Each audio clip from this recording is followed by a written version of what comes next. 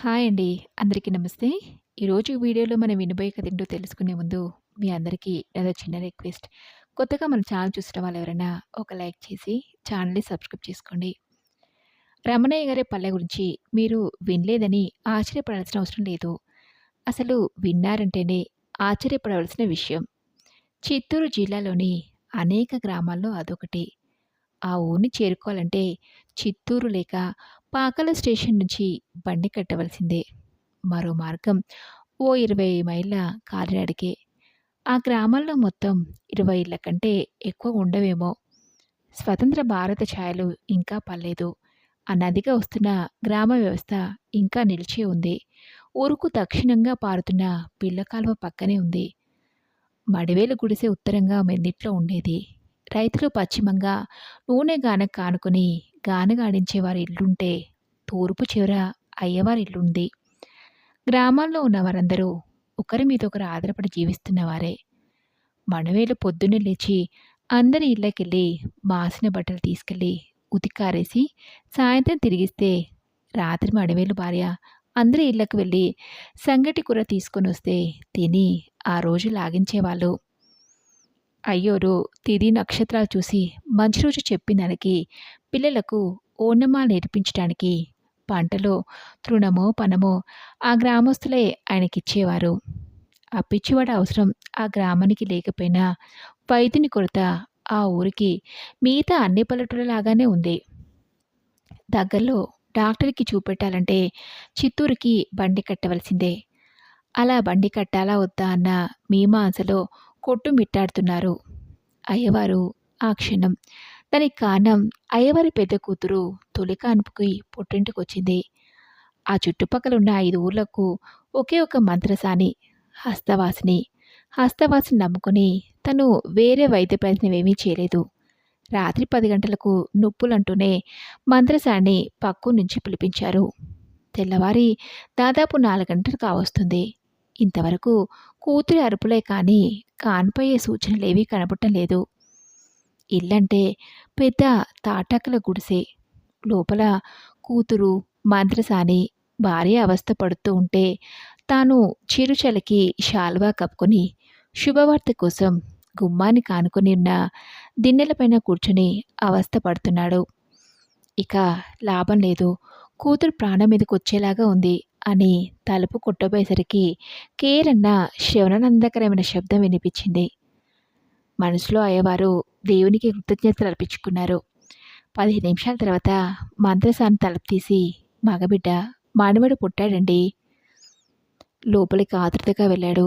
గుడిసెలో ఒక మూల వరుసగా అమర్చిన కుండల దొంతర, దాని పక్కనే ఒక చాప పైన బొంత, బొంత మీద కూతురు పడుకునుంటే తన భార్య పక్కన కూర్చుని కూతురు ముఖానికి పట్టిన చెమటను తుడుస్తుంది. దగ్గరికి వెళ్ళి మనవడి కోసం చూశాడు. కూతురు అలసిపోయి మగతగా కళ్ళు మూసుకునుంది.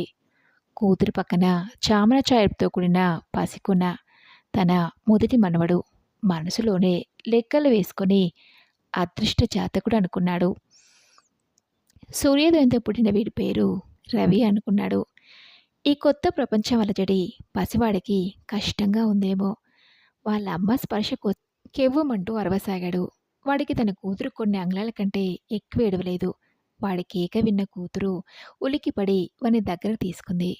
వెంటనే ఆ చిన్నవాడు వాళ్ళ అమ్మ పొత్తిల్లో వదిగిపోయి తృప్తిగా కళ్ళు మూసుకుని నిద్రలోకి జారాడు. హైదరాబాద్లో విజయనగర కాలనీ పేరు అప్పుడప్పుడే పరిచయం అవుతున్న రోజులు. విజయనగర కాలనీ అంటే వయ్య మల్లెపల్లి అని రాస్తే కానీ ఉత్తరాలు చేరని రోజులు. విశాలమైన మైదానంలో అక్కడక్కడ పెద్ద గోతులతో కొన్ని రేకులిల్లో పాతకాలంలో ఊరి బయట ఇళ్ళలా ఉన్న government quarters. Vijayanagar colony, Shantinagar ఇంకా పుట్టలేదు.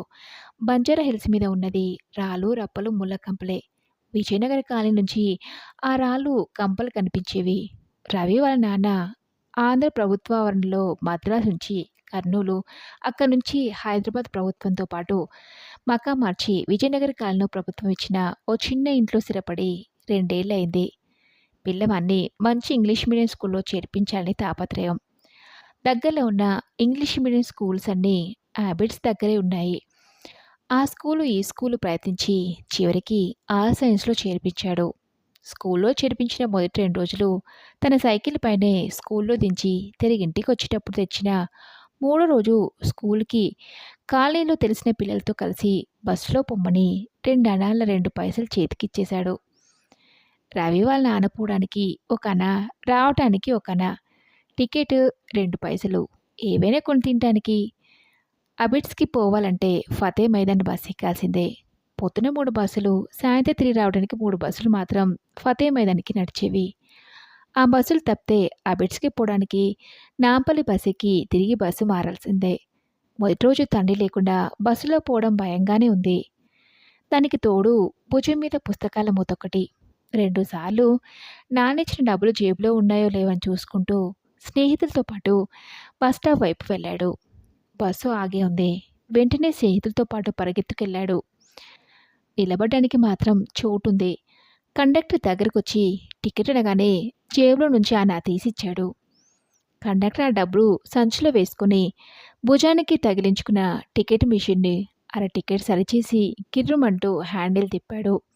మిషన్లో నుంచి ఓ రిబ్బన్ ముక్క లాంటి పేపర్ ఎర్రటి ముద్రతో అప్పుడే ప్రింట్ అయి వస్తే దాన్ని చించి రవికిచ్చాడు. రవి స్నేహితులతో పాటు బస్సు ఆబిడ్స్‌లోని గ్రామర్ స్కూల్ ఎదురుగా ఉన్న అశోక్ బుక్ డిపో దగ్గర దిగాడు. ఒకటో రెండో కార్లు తప్పితే ట్రాఫిక్ ఏమీ లేదు. పిల్లలతో పాటు రోడ్డు దాటి స్కూల్ వైపు నడిచాడు. స్కూల్ బయట చాలా చిల్లర బొమ్మలు, చిరుతిళ్ళు అమ్ముతున్నారు. రవి ఉప్పు చల్లి అమ్ముతున్న నేరేడు పళ్ళు తినాలా, లేక మసాలా పూసి అమ్ముతున్న జామ పళ్ళు తినాలన్న సందేహంలో పడి చివరకు నేరేడు పళ్ళు 2 పైసలకు కొనుక్కొని స్కూల్లోకి నడిచాడు. కానీ క్లాస్‌లో చేరినప్పటి నుంచి తన కాలనీ వాళ్ళను సాయంత్రం ఇంటికి పోయేటప్పుడు పట్టుకోగలను లేదా అని దిగులు పెట్టుకుంది. అప్పుడప్పుడు ఇంటికి తిరిగిపోవడానికి అలా జేబులో ఉందో లేదని తడిమి చూసుకుంటూనే ఉన్నాడు. సాయంత్రం స్కూల్ వదలగానే తన కాలనీ వాళ్ళని వెతుక్కుంటూ బయటకు పరుగు తీశాడు. కాలనీ వాళ్ళు కూడా పరిగెడుతూ కనిపించారు. పరిగెత్తు రవి, లేకపోతే బస్సు దొరకదు అని రవిని హెచ్చరించారు. గ్రామర్ స్కూల్ దగ్గర స్టాప్‌లో 2 విజయనగర్ కాలనీ బస్సులు ఫతే మైదాన్ దగ్గర బయలుదేరిన చోటే నిలబడుండడంతో ఆగకుండా వెళ్ళిపోయాయి. స్నేహితులు ఫతే మైదాన్‌కి పోతే బస్సు దొరకొచ్చు అనటంతో వారితో పాటు ఫతే మైదాన్ వైపు పరుగు తీశాడు. అక్కడ చేరిన కొద్దిసేపటికి కాలనీ బస్సు ఒకటొచ్చింది. అంతా పెద్ద పిల్లలే. సందు పట్టకుండా ఎక్కడంతో తనకెక్కడానికి సందు దొరకలేదు. బస్సు వెళ్ళిపోయిన తర్వాత తనతో పాటు మరో ఇద్దరు కాలనీ పిల్లలు ఎక్కకుండా మిగిలిపోయినట్టు గమనించాడు. ఒక కాలనీ చేరటానికి ఇక్కడి నుంచి బస్సు లేవు. నాంపల్లి పోవాల్సిందే అని నాంపల్లి వైపు నడవసాగారు. నాంపల్లి చేరి అక్కడి నుంచి బస్ ఎక్కి ఇల్లు చేరేసరికి సాయంత్రం 6:30 అయింది. ఇంటి దగ్గరే గేటు వెలుపల నిలబడి ఆదుర్దాగా తన రాక కోసం ఎదురుచూస్తున్న అమ్మా నాన్న చూసేసరికి రవికి ఎక్కలేని దుఃఖం పొంగుకొచ్చేసింది. అమ్మా నాన్న అంటూ ముందుగా చేతులు చాచి నిల్చుని నాన్న భుజం మీదకి ఎక్కేశాడు. అంతవరకు భయంతో నిండి ఉన్న రవి శరీరం భయం పోయి సంతోషంతో గగ్గురుపాటు చెందింది. తృప్తిగా నాన్న భుజం మీద నుంచి ఎక్కి మధ్య తన ఆలస్యానికి కారణం చెప్పసాగాడు. మధ్య మధ్యలో అమ్మా నాన్న అంటూ తల్లిదండ్రులను పట్టుకుని సంతోషపడసాగాడు రవి. విజయవాడ లయోలా కాలేజీలో రవి చేరి 6 నెలలైంది. ఈ 6 నెలలు ఎలాగో హాస్టల్లో గడిపేశాడు. అమ్మ నాన్న గుర్తొచ్చిన మొదటి 2 రోజులు తప్పితే మరి అంతగా బాధపడలేదు. కానీ ఇప్పుడు క్రిస్మస్ సెలవులని ఇంటికి బయలుదేరుతూ ఉంటే చాలా సంతోషంగా ఉంది రవికి. తన తండ్రి ఉద్యోగరీత్యా కర్నూలుకు మారటంతో ఇప్పుడు విజయవాడ నుంచి కర్నూలుకు పోవాల్సిందే. విజయవాడ నుంచి గుంటూరుకు వెళ్ళి అక్కడ ప్యాసింజర్ రైలు ముందు రాత్రి పట్టుకుంటే అది మరుసటి రోజు పొద్దున 7 గంటలకు నంద్యాల చేరుకుంది. నంద్యాల నుంచి కర్నూలుకు బస్సు ప్రయాణమే. బస్సు కర్నూలు చివర ఉన్న బీ క్యాంప్ గవర్నమెంట్ క్వార్టర్స్కు రావడంతోనే పరిచితమైన స్థలం చూస్తే కలిగే సంతోషం కలిగింది రవికి. రవి బస్సు దిగానే రవి స్నేహితులు ఎదురు చూస్తూ కనబడ్డారు. హలో అంటూ పేరు పేరున వాళ్ళని పలకరించాడు రవి. పట్టు రవి, నీకోసం చేలో నుంచి వేరుచెనక్కాయలు పేరుకొచ్చాం అని ప్రేమతో స్నేహితులు ఇచ్చిన వేరుచెనక్కాయలు తింటూ రవి సూట్ కేసు తీసుకుని ఇంటివైపు నడవసాగాడు. ఎందుకు తన మనసు ఈ స్నేహితులు, తల్లిదండ్రులున్న వాతావరణం అంటే ఇష్టపడుతుందో అనుకున్నాడు రవి. ఈ సెక్యూరిటీ ఫీలింగ్ తృప్తిగా బాగా ఉంది రవికి. నా వాళ్ళ దగ్గరికొచ్చేశాను. అందుకే ఈ సంతోషం అనుకున్నాడు రవి. ఐఐటీ ఢిల్లీలో అడ్మిషన్ దొరకడంతో రవి ఢిల్లీకి మకాం మార్చవలసొచ్చింది.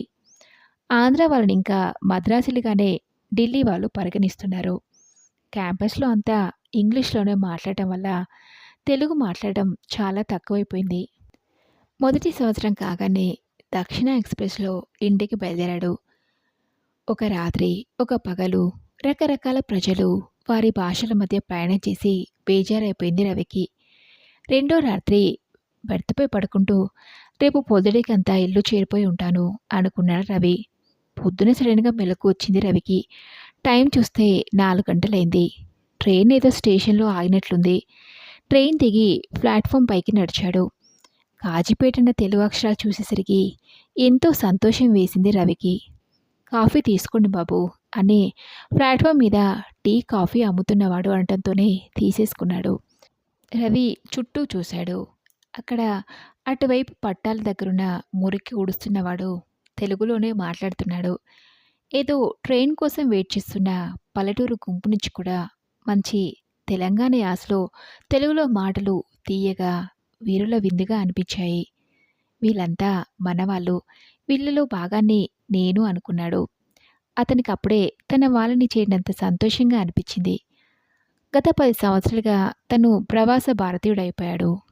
ఇంజినీరింగ్ అయిన వెంటనే పై చదువులంటూ అమెరికా చేరి, అటు తర్వాత మంచి ఉద్యోగం దొరకడంతో అక్కడే స్థిరపడిపోయాడు. తల్లిదండ్రులు కూడా తనతో పాటు అమెరికా తెచ్చేసుకొని, ఒక తెలుగు అమ్మాయినే పెళ్లి చేసుకొని అమెరికాలో ఉండిపోవడంతో భారతదేశం పోయే అవసరం లేకపోయింది. పిల్లలు కూడా అమెరికా జీవనానికి అలవాటు పడిపోయారు. అలాంటిది ఇన్ని రోజుల తర్వాత ఇంజనీరింగ్ కాన్ఫరెన్స్ అని భారత ప్రభుత్వం నుంచి ఆహ్వానం వస్తే రవి తిరిగి భారతదేశానికి బయలుదేరవలసి వచ్చింది.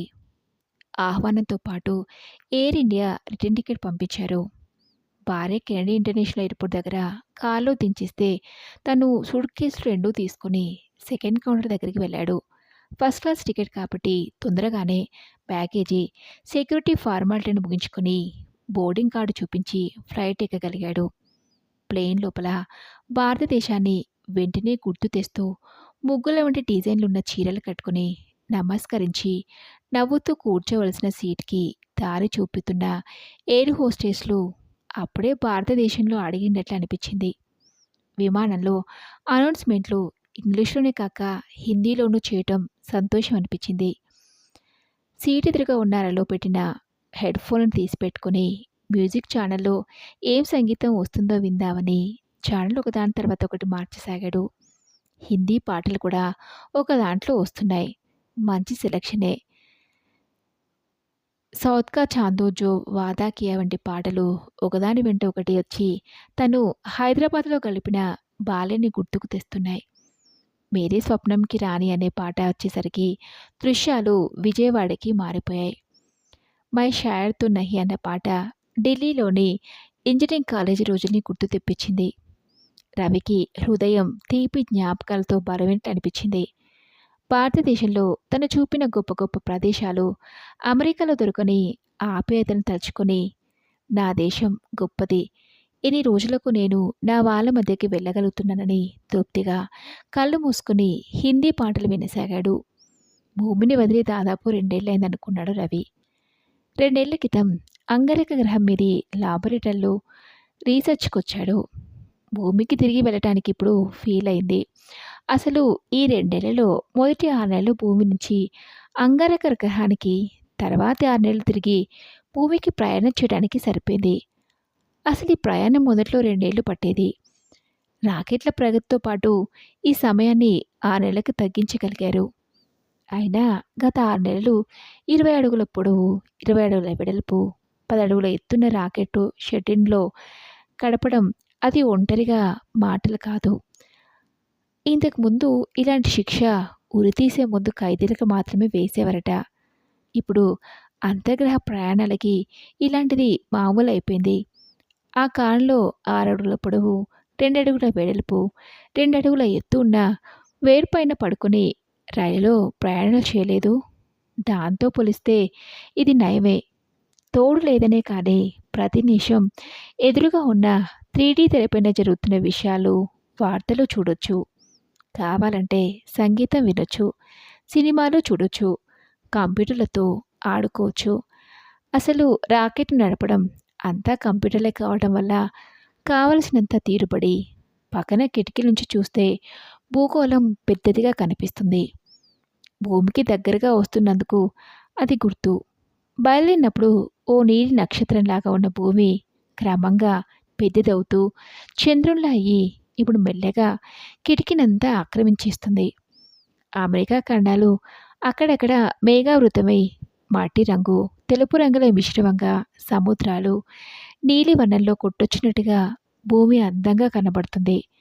అంటే అమెరికాలో ఇప్పుడు పగలన్నమాట. భూమిని చూసినప్పుడల్లా రవికి సంతోషం కలిగేది. హృదయం గొంతులో పైకొచ్చి అడ్డం పడి కొట్టుకున్నట్లు అనిపించేది. ఆ రోజు సాయంత్రం రవి ప్రయాణిస్తున్న రాకెట్ భూమి వాతావరణంలోకి ప్రవేశించింది. అప్పటినుంచి మరికొన్ని నిమిషాలు చాలా ప్రమాదకరమైన సమయం. రాకెట్ అగ్నిగోళంలా అయిపోయింది. రాకెట్ చుట్టూ ఈ వేడిని లోపలికి రానివ్వకుండా ఓ తెర ఆటోమేటిక్‌గా పడటం వల్ల రాకెట్ లోపల ఉన్న రవికి ఆ వేడి కానీ, ఒత్తిడి కానీ తెలియలేదు. చివరగా భూమి కొన్ని వేల అడుగుల పైన ఉండగానే రాకెట్ వేగం తగ్గించుకొని రాకెట్ నుంచి విమానంలా పరివర్తనం కావటం ఆరంభించింది. మరికొన్ని క్షణాల్లో కాలిఫోర్నియా దగ్గరున్న రాకెట్ షటిల్ పోర్ట్‌లో మెల్లగా హంసలా దిగింది. రవి ప్రయాణం చేస్తున్న వాహనం. వాహనం తలుపు తీస్తూనే ఎదురుగా దేవ్ గమయేల్ తనతో పాటు గత 20 సంవత్సరాలుగా అమెరికాలోనే ల్యాబ్‌లో పనిచేస్తున్న సహచరుడు వెంటనే లేచి హాయ్ దేవ్ అంటూ కౌగిలించుకున్నాడు. దేవ్ ముఖంలో కూడా ఆనందం. బయటికొచ్చి రవి ఊపిరితిత్తుల నిండా గాలి పీల్చుకున్నాడు. భూమి మీద ఈ గాలి పీల్చి ఎన్ని రోజులైందో అనుకున్నాడు. ఎదురుగా షటిల్ పోర్ట్ ఇరువైపులా పచ్చగా చెట్లు కనిపించాయి. మనుషులు అటూ ఇటూ తిరుగుతూ కనిపిస్తున్నారు. వీరంతా నా వంటి మనుషులు. నేను కూడా వీళ్ళలో ఒకరిని. ఈ భూమికి మేమంతా వారసులం. వీరితో కలిసి భూమిలో జీవించటం ఎంత ఆనందం, ఎంత అదృష్టం అనుకున్నాడు రవి సంతోషంగా. మరి ఇదండి రోజు కథ. ఈ కథపై మీ విలువైన అభిప్రాయాన్ని నాతో కామెంట్ బాక్స్‌లో షేర్ చేసుకోండి. అలాగే ఈ కథ మీకు నచ్చితే తప్పకుండా ఒక లైక్ చేసి మీ ఫ్రెండ్స్‌కి, ఫ్యామిలీ మెంబర్స్‌కి షేర్ చేయండి. నెక్స్ట్ వీడియోలో మరొక మంచి కథతో కలుసుకుందాం.